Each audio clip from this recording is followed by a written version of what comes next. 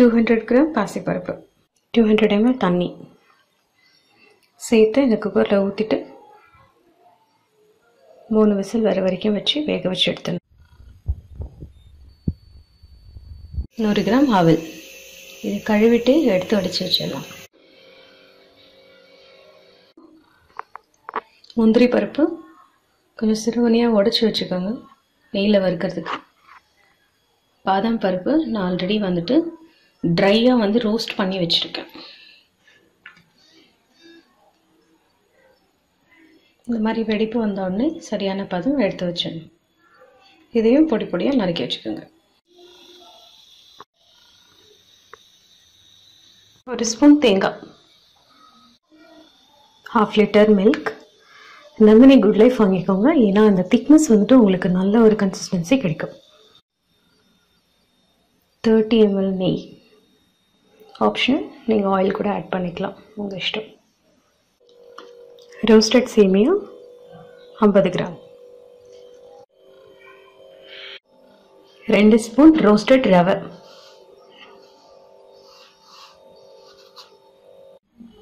200 gram வெல்லம். இது உங்களோட ஸ்வீட்டுக்கு ஏற்ற மாதிரி நீங்கள் சர்க்கரை இல்லை இதை விட அதிகமாக வெல்லமாக கூட சேர்த்துக்கலாம். இந்த வெல்லத்தில் இருக்கிற அழுக்கு போகிறதுக்காக தண்ணி விட்டு இதை நல்லா கரைச்சிட்டு இந்த தண்ணியை வடிகட்டி வச்சுக்க போகிறோம்.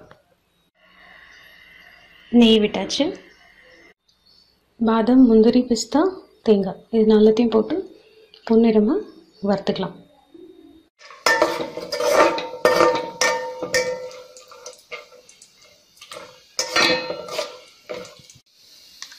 நெக்ஸ்ட் இந்த அவலை கொட்டிடலாம்.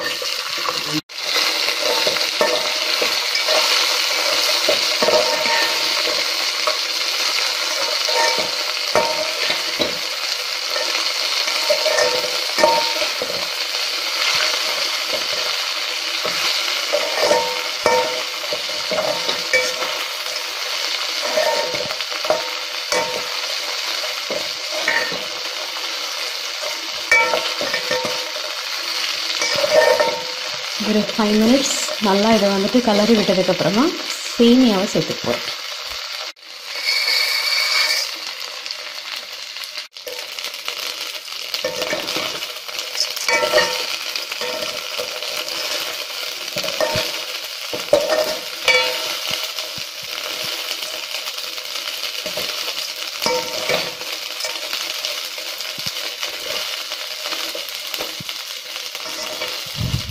ஒரு 2-3 செகண்ட்ஸ் ஆனதோடனே நம்ம அவிச்சு வச்சுருக்கிற பாசிப்பயிரை இது கூட சேர்த்துக்க போகிறோம்.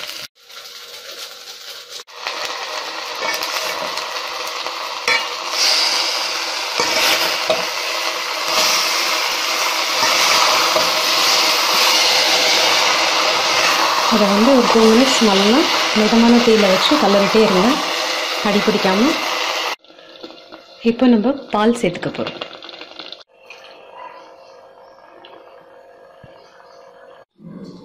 இப்போ உங்களுக்கு இந்த அளவுக்கு பால் இருக்கும்.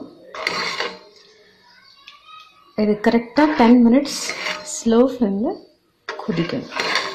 கொதிச்சதுக்கப்புறமா நம்ம வச்சுருக்கிற வெல்லத்தை ஆட் பண்ண போதும். க்ளீன் பண்ணி வச்சுருக்கிற இந்த ஜாகரி வாட்டர் இதில் ஆட் பண்ணிடும்.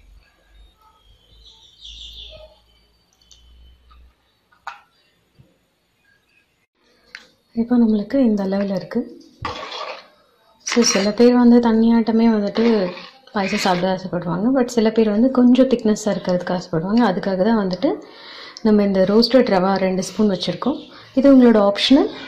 எவ்வளோ உங்களுக்கு தேவையோ அவ்வளோ போட்டிங்க அப்படின்னாக்கா உங்களுக்கு இந்த திக்னஸ் நல்லா கிடைக்கும். நான் அதில் 1 ஸ்பூன் ஆட் பண்ணிக்கிறேன்.